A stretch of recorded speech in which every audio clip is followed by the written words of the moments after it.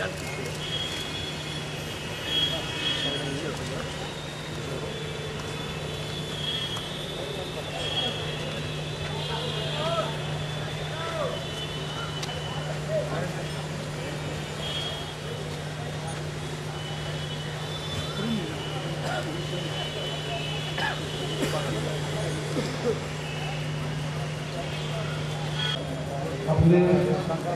बुजुर्ग दो दिन पहले तक हम लोग के साथ थे, क्या 2 रोज पहले ओपन तत्व में विलीन हो होने वाला है। उनको याद करेंगे, आज याद करें, आगे भी याद करेंगे तो ये अपना भला होगा। हम अपनी जिंदगी को सार्थक करेंगे, क्योंकि आचार्य जी आज़ादी की लड़ाई में मिले। फिर बाद के दिनों वाली के आह्वान पर गुलाम गंगा में उन्होंने लड़ाई और एक कर्मठ से राम गुलाम जी के साथ आचार्य जी आ गए यहाँ, और पीछे की तरफ इसका उद्घाटन माननीय मुख्यमंत्री जी ने यात्रा कितने मीटिंग को उन्होंने संबोधित किया, कितने मीटिंग्स की उन्होंने अध्यक्षता की। आज का कार्यक्रम कोई बड़ा लंबा चौड़ा कार्यक्रम है।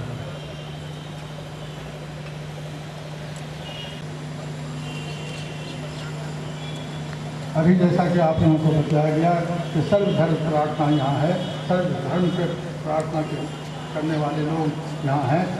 अभी सबसे पहले मैं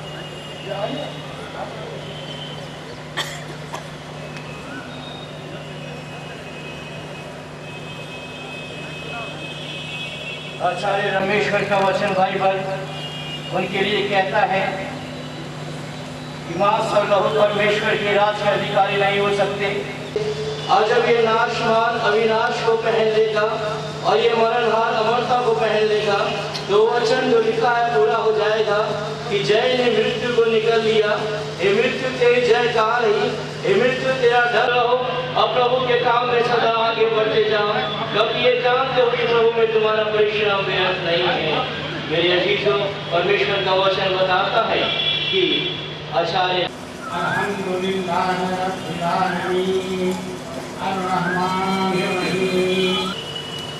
श्रद्धांजलि सभा के अध्यक्ष आदरणीय पुजारी बाबू, मंच के संचालक आदरणीय रजी साहब, अमरनाथ भाई, वशिष्ठ भाई, उनके परिवार के आचार्य जी के परिवार के सभी सदस्यगण और यहाँ उपस्थित बहनों और भाइयों,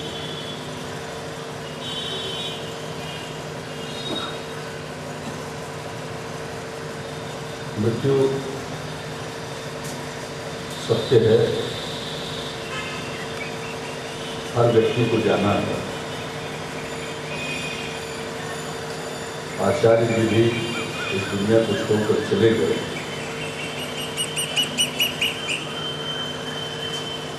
यह एक स्वाभाविक क्रिया है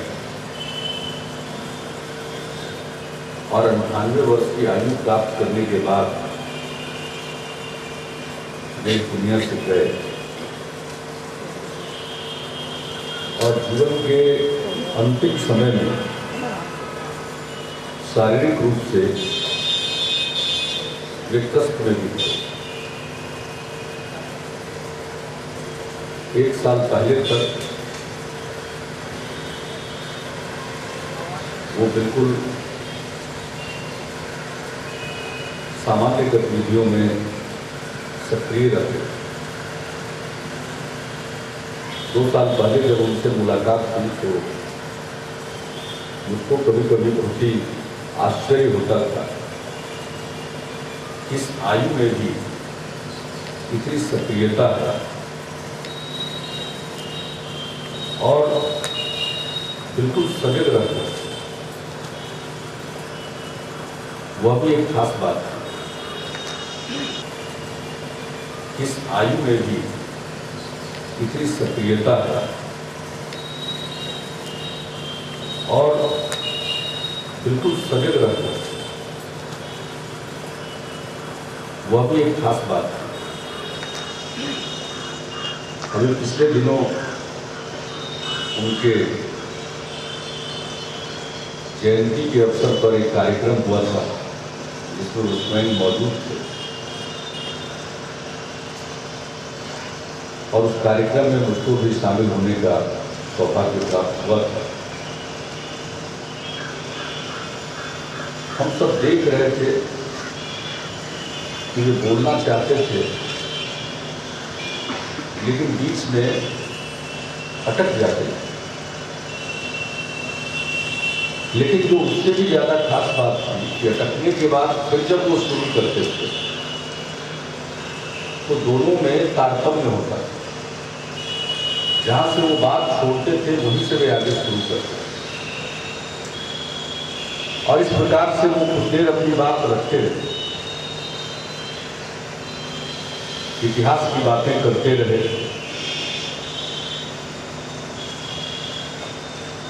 मैंने ही उसके बाद आग्रह किया कि उनको बोलने में दिक्कत हो रही है और इस प्रकार से कष्ट देना उचित नहीं है।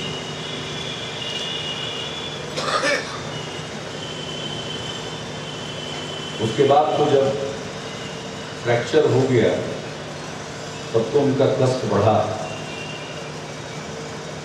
डॉक्टर का एक समूह ऑपरेशन करने के लिए तैयार था, लेकिन ये कहना मुश्किल था कि ऑपरेशन वो झेल पाते या नहीं झेल पाते। तो इसी ऊहापोह में और बाकी डॉक्टरों की सलाह पर परिवार के लोगों की इच्छा, उनकी अपनी इच्छा, वो नहीं हुआ। लेकिन वे उसके बाद ज्यादा दिनों तक रह नहीं पाए। 98 वर्ष की आयु लगभग पूर्ण आयु है, लेकिन उनका जो व्यक्तित्व था वो इतना विशाल था, अपनी मौजूदगी से ही बहुत संरक्षण का एहसास होता था हम सबों जो सर्वोदय जगत में हैं,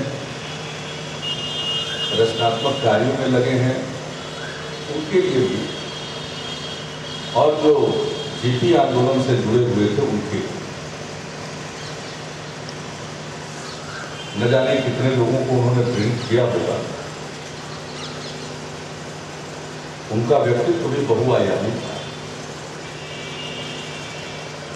जब जेपी अस्वस्थ थे तो 74 में जब उन्होंने आंदोलन की बागडोर अपने हाथ में ले ली तो अपनी अनुपस्थिति में उन्होंने आचार्य जी को नेतृत्व का जिम्मा सौंपा। उन दिनों से हम लोग उनको काफी नजदीक से देखते रहे, विभिन्न रूपों को देखा। 1988-89 में जब भ्रष्टाचार के खिलाफ वीपी सिंह जी का मुहिम शुरू हुआ तो फिर उन्होंने वीपी सिंह जी का भी साथ दिया और इस कदर साथ दिया कि उनके कहने के बाद वो पार्टी के संसदीय बोर्ड के अध्यक्ष भी बने। और आज भी हम लोगों को याद है 89 में सब हम लोग एमपी का चुनाव लड़े और आचार्य जी उस समय संसदीय बोर्ड के अध्यक्ष। सीधे राजनीति में न होते हुए भी एक राजनीति में अच्छा प्रयास शुरू हुआ और आवश्यकता पड़ी कि उसमें शामिल होकर उसको एक अच्छी दिशा दी जाए, तो उससे भी वे नहीं हिचकिचाए। रचनात्मक क्षेत्र में आदिग्राम जमुई उनकी कृति का एक जीता जागता उदाहरण है। मुझको याद है जब मैं केंद्र में कृषि मंत्री था तो कृषि विज्ञान केंद्र की स्थिति पर उन्होंने मुझसे चर्चा की और मुझको अपने जमुई में बुलाया। पहले भी जाने का मौका मिला था, उस बार हम गए, सारी गतिविधियों को देखा और फिर कृषि विज्ञान केंद्र में कई प्रकार की कमियां थी पूरे देश में उसकी व्यवस्था में, उसमें सुधार लाना चाहिए, ये आचार्य जी का मत था। तो मैंने उन्हीं से कहा कि आप इस काम को कीजिए, क्या सुधार लाया जाना चाहिए आप ही बताइए। आचार्य जी ने समय समय पर, चाहे वो शिक्षा के क्षेत्र में सुधार के लिए सुझाव देना हो या कृषि के क्षेत्र के विकास के लिए कृषि विज्ञान केंद्र की स्थिति में सुधार करने की जो आवश्यकता हो, सब पर अपना, जहाँ 90 में शिक्षा के क्षेत्र में उन्होंने अपना प्रतिवेदन दिया, तो 2000 के आसपास उन्होंने कृषि विज्ञान केंद्रों की स्थिति को सुधारने के लिए भी अपना सुझाव दिया। जब बिहार अशांत था, आए दिन नरसंहार की घटनाएं हो रही, तो हम लोगों ने उनसे चर्चा की थी और कहा था कि आप कुछ पहल कीजिए, तो उसके लिए भी उन्होंने पहल की। आज जब हम लोगों ने फैसला किया कि जो जेपी आंदोलन के सेनानी हैं उनको सम्मानित किया जाना चाहिए, इस पर भिन्न राय हो सकती है, लेकिन हम लोगों की राय थी कि जेपी आंदोलन के सेनानियों को सम्मानित किया जाना चाहिए। और हम लोग मानते हैं कि दूसरी आजादी की लड़ाई, नागरिक अधिकारों को छीन लिया गया, मौलिक अधिकारों को स्थगित कर दिया गया, जेपी समेत लाखों लोग कारागार में बंद कर दिए गए, मीसा जैसा काला कानून लगाया गया, बहुत अन्याय हुआ था, लोकतंत्र को कुचला गया। तो उस आंदोलन में जिन लोगों ने हिस्सा लिया उन्हें भी सम्मानित किया जाना चाहिए, लेकिन उसमें प्रश्न था कि बहुत लोगों के रिकॉर्ड्स नहीं मिलेंगे, तो कौन सही आंदोलनकारियों की पहचान करने में एक भूमिका अदा कर सकते। मुझे याद है आज शिवमूर्ति जी बैठे हुए हैं, आचार्य जी से भी इस पर चर्चा हुई और हमने शिवमूर्ति जी को कहा कि आचार्य जी को तैयार कीजिए, अगर ये इसकी अध्यक्षता स्वीकार कर लें तो बहुत उत्तम होगा और यह विश्वसनीय भी होगा। हम लोग तैयार हैं। जीवन के इस बेला में भी आकर अगर कोई ऐसा दायित्व मिले, जिम्मेवारी मृत्यु सौंपी जाए, वो पीछे नहीं हटते। हम देखते हैं कि उनका व्यक्तित्व बहुआयामी। आज एक ही चिंता होती है कि अगर नहीं रहे तो खादी ग्राम जम्मू में उनके निधन की जानकारी मुझको नगर पटना से बाहर था तब मिली, और विश्वास यात्रा के कार्यक्रमों को बीच में स्थगित करना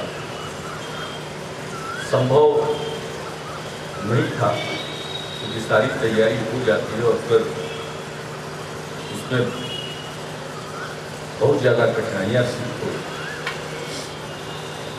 हम आ नहीं पाए, लेकिन लौटने के बाद उनके निवास पर हम गए थे, वहाँ भी चर्चा हुई खादी ग्राम में।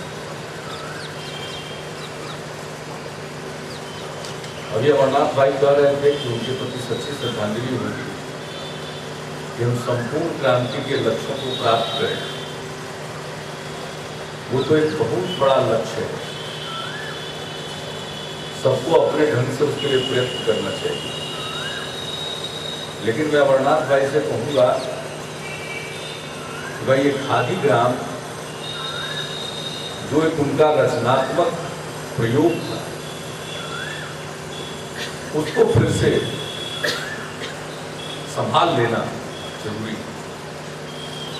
और हम लोग भी वही चाहते हैं, राजनीति में रहते हुए, आप राजनीति से बाहर रहते हुए वही चाहते हैं कि गांधी, जेपी और लोहिया के सपनों का समाज बने। आचार्य जी जिसके लिए जीवन पर्यंत प्रयत्न करते रहे, उन लक्ष्यों की प्राप्ति हो, सब चाहते हैं। लेकिन ये जो रचनात्मक क्षेत्र है, उसमें कोई राजनीति करने वाला आदमी उसको नहीं संभाल सकता। उसके लिए आप सब लोगों को कुछ न कुछ सोचना चाहिए। हाँ, मैं इतना अपनी तरफ से जरूर कहूँगा कि हम लोगों से जो भी सहयोग अपेक्षित होगा हम लोग जरूर करें। तो आचार्य जी की वृत्ति है, उसको हम लोग जीवंत रखें और एक अच्छी संस्था के रूप में उसको कायम रखें, वो और पल्लवित प्रस्तुत हो, ये हम जरूर इस अवसर पर कहना चाहेंगे। और आप सब लोग इसमें महत्वपूर्ण भूमिका अदा कर सकते हैं और रचनात्मक कार्यक्रमों की बहुत बड़ी भूमिका। राजनीति वाले तो आपस में लड़ते रहेंगे, लोग भी लड़ते रहेंगे, लेकिन जब इस प्रकार की बात आती है तो यहाँ पर सब आपके साथ खड़े होने को तैयार हैं। इसलिए सबों का सहयोग लेकर, सभी लोगों का, बाकी लोगों का भी सहयोग लेकर उसको किया जाए। हम लोग भी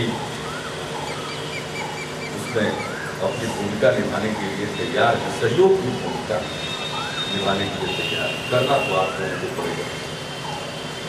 और आचार्य जी का जो काम है, आचार्य जी का जो व्यक्तित्व है, इससे आने वाली पीढ़ी को कुछ प्रेरणा मिलती है। नहीं, अद्भुत उनकी शैली थी आचार्य जी की, सामने वाले को निरुत्तर कर देते थे। और ठीक कहा वशिष्ठ भाई ने, हम उस दिन उनको देखने गए, घर में एक सामाजिक कार्यक्रम भी था उनके परिवार का, तो उन्होंने यही कहा, किसी ने कहा कि आप ढूंढ रहे थे, ये आ गए, तो कहा कि इनको तो हमने 74 में ढूंढा। तो हर समय वो सजग थे और कहीं से भी ये नहीं लगता था, शारीरिक रूप से वो जरूर कष्ट में थे, देख कर ये लगता था, लेकिन इतना चैतन्य थे। लेकिन मृत्यु तो सत्य है, और जब इस प्रकार का व्यक्तित्व जाता है, यह जानते हुए भी कि जाना स्वाभाविक है, और उनको मुक्ति मिली। जब शरीर में इतना कष्ट हो तो उससे मुक्ति मिली, लेकिन फिर भी मन को पीड़ा हो, लगता है कि कोई एक साया उठ गया। तो उनकी स्मृति को अक्षुण्ण रखने के लिए उनके जीवन से लोग प्रेरणा ग्रहण करते रहे। मैं रजी साहब से, त्रिपुरारी बाबू से, वशिष्ठ भाई से, सब लोगों से परामर्श करके हम चाहेंगे कि कोई उनकी स्मृति में ऐसा कुछ स्थान, संस्था निर्मित होनी चाहिए। लेकिन मेरी समझ से वो संस्था निर्जीव न हो बल्कि सजीव हो। इसके लिए आप सब लोगों को पहल करनी चाहिए, प्रस्ताव रखना चाहिए, और हम राज्य सरकार की तरफ से उसमें जो भी जरूरी कदम उठाना होगा हम कदम उठाना चाहेंगे, ताकि उनकी स्मृति को अक्षुण्ण रखा जाए और आने वाली पीढ़ी उनके व्यक्तित्व से, उनके कार्यों से प्रेरित होती है। इन्हीं शब्दों के साथ मैं आचार्य जी के चरणों में श्रद्धा से नमन करता हूँ। धन्यवाद।